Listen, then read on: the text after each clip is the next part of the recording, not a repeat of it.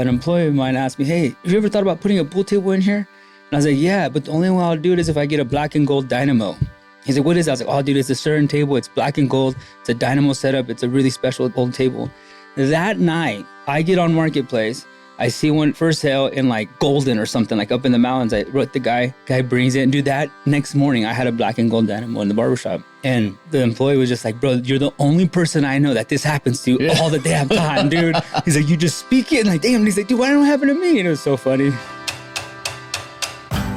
From northern Colorado, right here between the rolling plains and the Rocky Mountains, this is the Greeley Business Beat, your go-to series for conversations with local businesses and the incredible humans behind the scenes that make Greeley, well, great. Join us as we dive into stories of the people and places that make up the very fabric of our community. Whether you're Greeley born and raised or just passing through, we promise to pull back the curtains on some of our favorite community gems and introduce you to the neighbors who make this place special. Hi, everyone. I'm Rob Steinberg, your host of the Greeley Business Beat, the show where we shine a spotlight on the people, places, and passions that make Greeley, Colorado a vibrant place to work, live, and play. Now, today's episode is a cut above. Literally, what started as one young dreamer's fascination with the buzz of clippers and the quiet confidence of a clean cut has evolved into something far greater. A home for fresh fades, real conversations, and style. But don't be fooled. This isn't your average shop. At Hugos, a haircut is a ritual. It's where community isn't just valued, it's the foundation. They mix precision with personality, luxury with local roots. Let's get into it and bring in Hugo Corral, the man, the myth, the shears, my personal legend, and owner of Hugo's Barbershop. Welcome to the studio. How are you today, Hugo? Doing good, man. Thank you for the intro. Oh, absolutely. I feel taller. You feel taller. You always make me feel tall. But there we go. Yeah. Awesome, man. How long have we known each other, you and I? Like 2 weeks. 2 weeks? No. It's been a while, man. It's been a long time. It really has, you know. Like 40 pounds ago. Yeah, for both of us, I think it was. Right? Yeah, we both lost about 20 pounds since we've known each other. You've got 2 shops here in Greeley, right? 2 in Greeley, 1 in Windsor now. Okay. Tell me your origin story, man. Like, come on, you're a superhero to me right now. Tell me all about it. Yeah, dude, just honestly won the lottery, man. Learned how to cut hair. That was my lottery. Yeah. How did you open your first shop? It's kind of random, dude. I graduated high school. I was, obviously not a well-behaved kid. My family's like, we're going to put you in barber school. At the time, there was no barber school here. There was like hairstyling school. So did that. Was fortunate to link up with some family, my brother and another family member, to be able to get our first location. And then 5 years later, we expanded to our other 11th Ave location, closed that first one. And then 5 years from that, we opened Bear Paw. And then 5 years from that, we opened Windsor. All right. So you got more plans 5 years from now? We got more plans like in the next year. In the next year. Yeah. And it's not just for you. It's not just the barbershops, right? You have another business that you also run, right? We're venturing more into the education portion. Like we want to try to improve the industry, obviously starting locally. So we want to have a more focal point on education and being able to create our own curriculum to be able to teach these guys how to be professionals. And so living here in Greeley, obviously there is a huge Hispanic population. Yeah, huge, dude. Yeah, huge. Yeah. I think it's about 40% of the population here. And I personally get my hair cut at your shop, but I know that you're constantly giving back to that community. Tell me what it's like for you being a Hispanic business owner in the city of Greeley. Oh, dude, it's a touchy one. That's all right. That's why we're here. Take your time. It's like a tough one, Ever since I was young, I knew what my parents went through. Yeah. Like I was just so aware at a young age of what it costs to come to this country. And my parents raised me to be a good American. And with that came the understanding of like what my responsibilities were as a son of an immigrant, right? Yeah. Like to do the right thing, to build a business, or not even just to build a business, but do the right thing as a citizen. Just do the right thing, dude. And I was shown that by 2 Mexican immigrants. Yeah. 2 Mexican immigrants showed me how to be a good American. Yeah. It's just such a cool thing, dude. It really is. Yeah. So I think that's what has driven me to be that like badass Hispanic business owner in town. Yeah. Like I'm American, dude. I'm born in this country, like 100%. But you said it, man. You are a badass business owner. All right. I try my best. I really, and obviously we have an incredible team, like just unreal. Loyal, dude. Loyal. Yeah. We got an absolute amazing team, dude. We got barbers that have been with us for 15 years, barbers that have, started last week. It's awesome. Such a camaraderie there, dude. And who's the biggest part of that team? Come on, you can tell me. My wife. Yeah. Yeah, 100%. Should have been changed to Stacy's, to be honest. Yeah. I tell her that every time I see dude, her. I literally live a lie. Like running Hugo. I'm like, oh, you're Hugo from Hugos. I'm like, yeah, no, probably not, dude. It's not me. Like, I feel so bad, but I mean, it sucks because like I get all the credibility, which is understandable. You know, my name's on the building, but yeah, dude, my wife, Stacy, she's just obviously the real forefront of the business, honestly. Like I'm on the back end a lot more, but she's the one day in, day out doing the work, doing the legwork. Yeah, she's incredible. And then we have obviously an amazing team behind her that she's been able to train and manage, and it's cool, man. You know, why not be the Hispanic version of a Floyd's, right? Like, that's right. You know, that's the mission. Be able to provide as many jobs as we can. For me personally, you know, full disclosure here, I've been getting my hair cut from your barbershop, I think now for 11, 12 years. Yeah, dude, it's been a while. It really has. And I'm pretty loyal. Like when people cut my hair, I mean, I got to the point now I'm just shaving my head. But even when I get my head shaved now, I mean, people all comment, man, you got the hard part cut in there. Like your fade is tight. And one of the coolest stories for me about your business, and I'll let you tell how that worked out, is the kid that cuts my hair. When he started, he had pretty much just started cutting hair, and he's grown now into like full-fledged, like, he's almost like the face of your franchise that's not one of the owners, right? Yeah, dude, he's an OG for sure. Yeah, we're talking about Devin. We're talking about Devin. So we have a couple guys like him. We got Devin, we got Aiden Rios, who's just a little warrior at heart. And then we got Adrian, and we got a bunch of people that have been with us just for Stevan, Josh, all these guys who just put in the legwork. Devin, dude, I used to cut his hair when he was a kid. Like, he was that little client that I would like cringe when he came in because he was just such a little pain, you know? Mom, tell him to cut it shorter. Or I'm like, dude, I'm right next to you, bro. I'm cutting your hair right now. Just tell me, you know? Like, but it's like I said, it's just being part of something that's so much bigger than you. You know, being a part of his life, like knowing him since he was a child. You know, he's a dad of 2 kids now. Like, it's so cool, dude. And, you know, obviously everyone says that like, life goes by so fast, you know?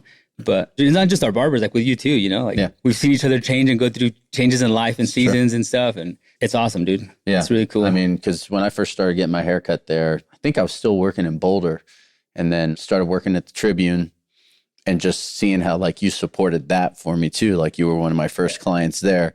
And then, you know, with my transition over to being one of your service providers now, you know, with my current job, and it's cool because like when the phone rings, I always answer when it's you or when it's your wife or anybody like that, because, you know I need to support those. And, you know, that kind of brings me to my next question, which is about community and the sense of community and just some of the things that I've seen you grow into. Tell me about how you get involved in the community. Tell me about the van, you know, tell me about the Stampede, all of that stuff. Yeah, man. So like, you know, kind of baseline is marketing, right? Like, how do we get out there, right? Do we go pay some agency and go put us on ads, or do we get our butts out there and do it, right? With the Greeley Stampede, that's just like something it had to happen. If we wanted that point of who we are in Greeley, we had to be like the Greeley Stampede's official barber, you know? Yeah. And it was like I remember like when we started talking about it. About it, I laugh about hilarious, it. Dude, it is. But like, it really worked for our marketing. We built a Mercedes Sprinter specifically for the Stampede for, you know, we go out there, we do a booth. We do hospitality with all their riders, all their contestants and stuff. And dude, it's so cool. Because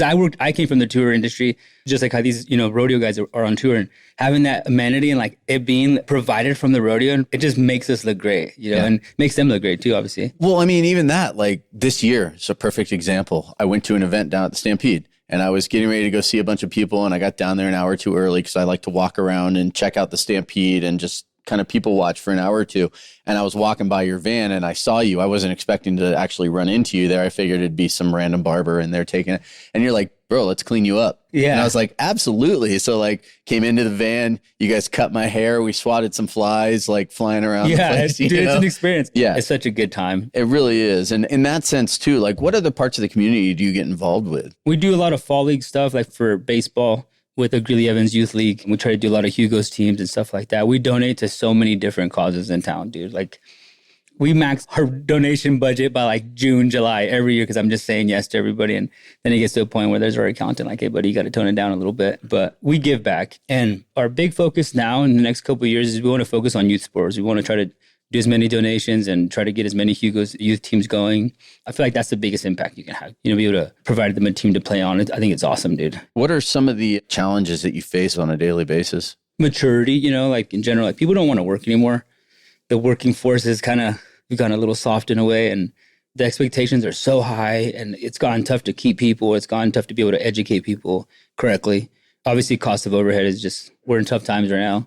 But it's really about keeping the legacy going. You know, we've been open for 15, 16 years now. And really the daily battle of like just making sure the wheels are turning, man, making sure people have jobs, making sure the chairs are filled, making sure that people know who Hugos is. It's not specifically one thing that's tough. I think just in general, running a small business, especially service-based, it's a battle it's day in, day out, bro. Yeah. What role do you think small businesses like yours have in a community like Greeley? Oh, dude, they're like the anchor, bro. Like these guys are trying, if we're not doing everything possible to keep the smaller businesses alive, like how are we ever going to create more bigger businesses? You know what I mean? Like, It's like if we only focus on adults and we didn't focus on the children. Yeah. Like small businesses are the children. They're the future of this country and everything else. Like we need to put attention to them 100%. Yeah. So if you had an elevator pitch that you were going to give to somebody about Hugos, somebody you just met, and you knew they had $100 million to invest in a small business right then and there, what would you say to them? Ooh, that's a good one, bro. I'm already on the 3rd floor, buddy. It's only a 10-floor building.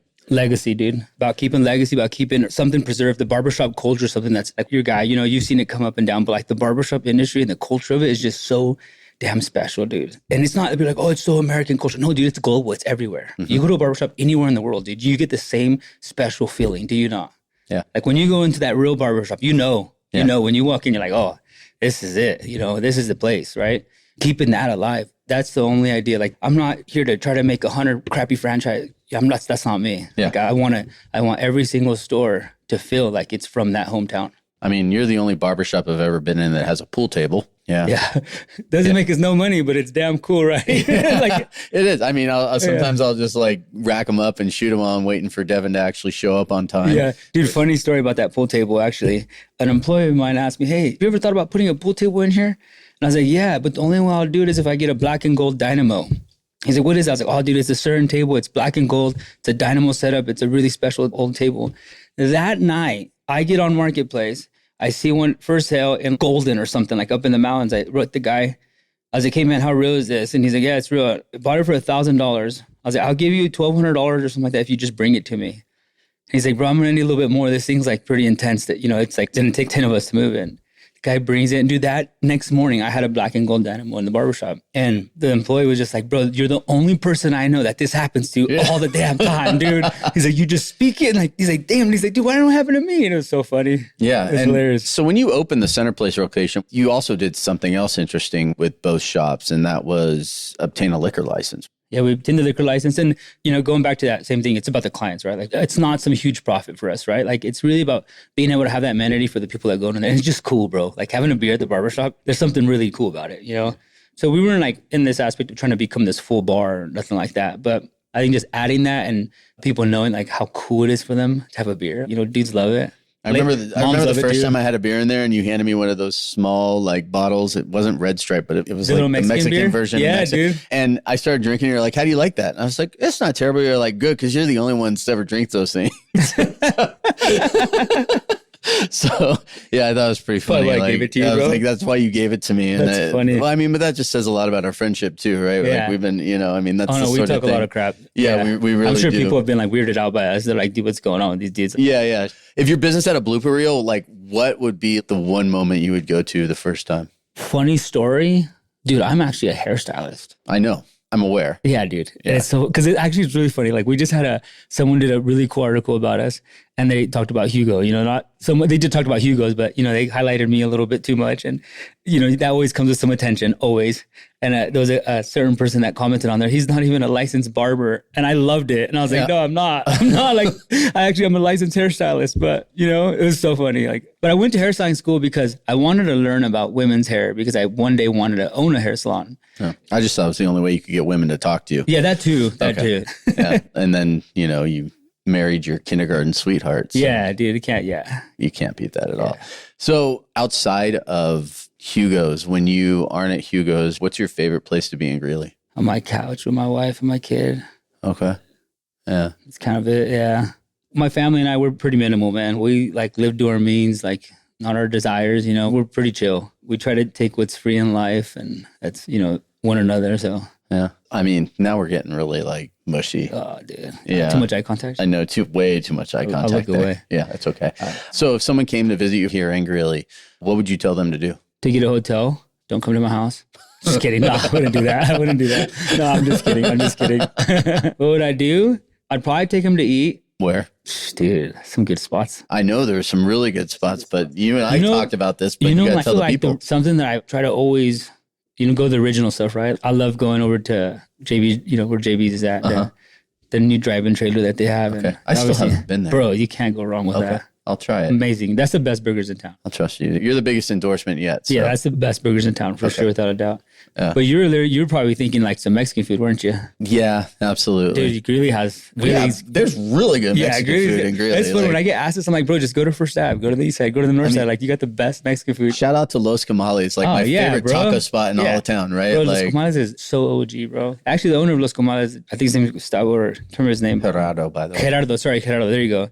I think Gustavo was his brother, maybe. I'm not sure. I think it might be. His wife is really in charge, though, kind of like your business. Same situation. But getting to see that, like, dude, for me was like an influence. He's got 4 locations. Yeah, I got to see that when I was, 17 years old, 18 years old, and getting to understand it, seeing people like him, dude. And yeah, they got the best street tacos in town, hands down. Dude, their product is amazing. Yeah, it really is. Yeah. So we've talked a lot about your vision. We've talked about the future. What are some of the secrets of your trade? Like, what is it with, a barbershop? Of all things, people think, oh, it's just a haircut or it's just this. Because I could tell you my thoughts on it because I've changed my hairstyle probably 4 different times since I've known you.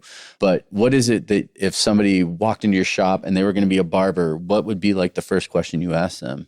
I stayed completely away from barbering and hair in general. I ask about personal questions, your parents, who are they? Are you married? Do you have children? What are your goals? Stuff like that. What's important to you? Like, what are you looking for out of this career, out of working here, But the most important thing I look at in any of that is, do they understand the culture? Do they respect the culture of it? Do they know what it is and do they respect it? Yeah. Because preserving the barbershop culture is so important. It's respect. It's, it's welcoming. I'm talking about. Like, when you go there, you feel like you're at home. Like, you can go and peek your head in the damn break room and dude, everyone's like that. I literally do. Client all the time, dude. It says employees only. It doesn't matter. It's such a culture, dude. It really isn't. Just making sure that they understand and respect it. Yeah. Sometimes people are running behind a little bit and I'm bored and I'm sitting there and I get up and just grab the broom and I start sweeping around and people start looking at me because some of the barbers haven't been there as long, so they don't know that, oh, that's Rob. Like, who's this? Yeah. Who's this weird gringo walking in? Yeah. So let's do like a rapid fire round. Yeah. Horse or bull? At this point in my life, a bull. Yeah? Yeah. Why? My wife just bought herself a little baby bull. Okay. We started buying some cattle and... Oh, you got the land for it out there. Yeah, we got a little bit of land. Yeah. So doing that, bull for sure. Okay. Yeah. Coffee or tea? Coffee. Coffee? Yeah. Yeah, what's your favorite drink? Black coffee. Are you an early bird or a night owl? I'm pretty early bird, dude. Yeah? Yeah. What's the first thing you do when you wake up in the morning? Thank God, man. Yeah? I've made that... Okay. I made that a must. I make my bed. I make my bed after my wife yells at me to do it. Yeah.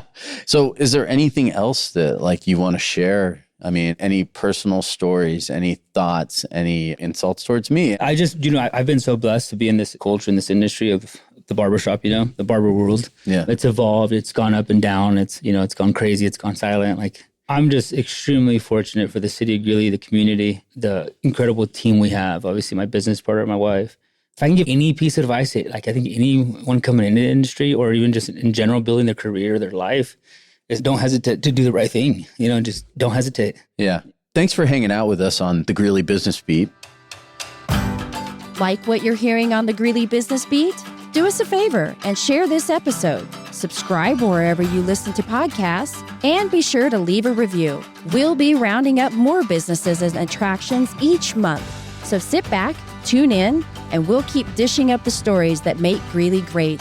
The Greeley Business Beat is a production of the City of Greeley in collaboration with 1K Creative. Greeley is one of the few spots in Colorado that combines the best of everything the state has to offer. Beautiful vistas, deep agricultural roots, easy access to the outdoors, and a vibrant and friendly community. Learn more at visitgreeley.com. Until next time, stay connected to the heart of Greeley.